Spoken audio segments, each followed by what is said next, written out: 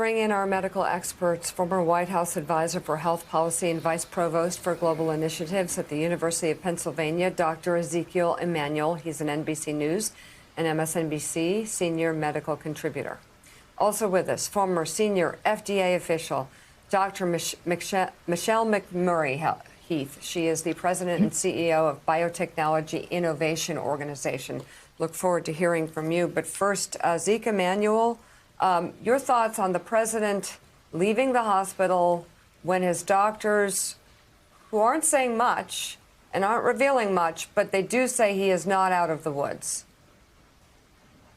Well, he's definitely not out of the woods. I mean, there are many, many, many cases of where patients look good, look like they're doing better, look like they're recovering, and then they crash. The sort of immune response overtakes. They either have blood clots or they end up with breathing problems. And so this is way too early. And the president is, the most irresponsible act was taking that mask off. We know that he's spewing virus out still. And he really, really couldn't care about what he's doing to anyone else. He demonstrated that last Thursday in New Jersey. He demonstrated that in the car visiting his supporters, and he demonstrated it yesterday when he ascended the stairs and took that mask off. Just totally irresponsible behavior for someone who's infectious. Dr. McMurry-Heath will let you address what you saw from the president yesterday and last night, but I'm also interested in your take on there being no contact tracing from the White House from the Supreme Court event of 10 days ago. The CDC has a team ready to do that contact tracing. The White House, reportedly from the New York Times this morning, has cut out the CDC and said we're only going to contact trace 2 days before the president's positive diagnosis. In other words, you have this group that we know at the Supreme Court event has contracted all these cases as a super spreader event. Is there any defense? Is there any justification from where you sit for the White House not conducting a massive contact tracing operation off that Supreme Court event at the White House?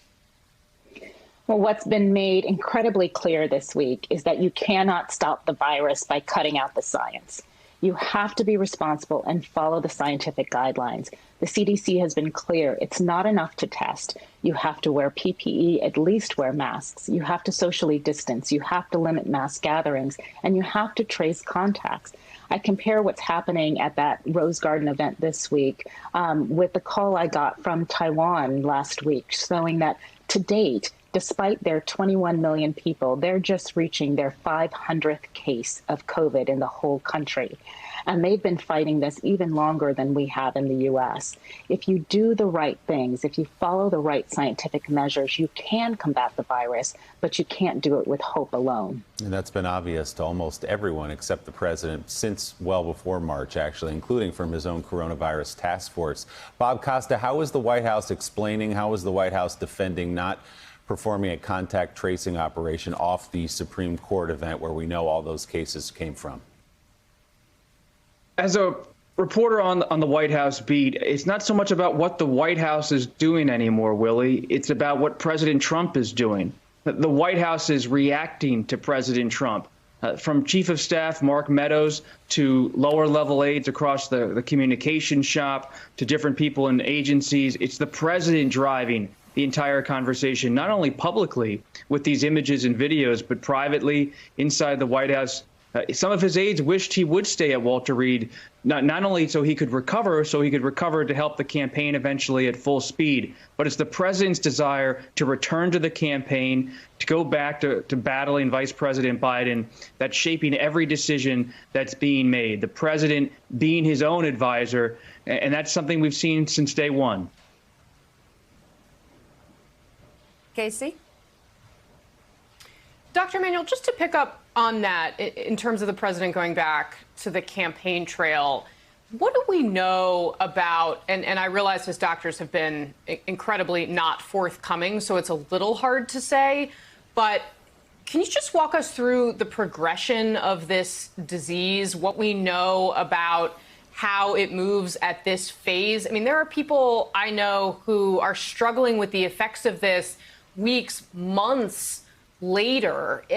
Do we think it's really possible that the president will be at the kind of strength that one would need to be in the last 28 or so days of a presidential campaign at any point in those 4 weeks?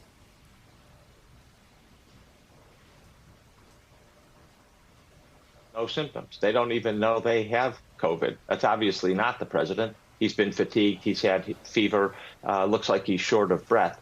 But some people do bounce back quickly. But I totally agree with you, KASIE, which is 60% of people don't bounce back, aren't asymptomatic, and there is a very long tail. The other thing I would say is you really have to wonder about the president driving this, given the fact that he's on dexamethasone, and we know that there are some well-documented effects on mental clarity, aggression, agitation, confusion, and COVID itself has a sort of mental fog, it's been called, slow cognition, not feeling like you're actually tracking things. And you wonder how much the president's judgment here is being affected either by the medication, by the disease, and that actually is a problem.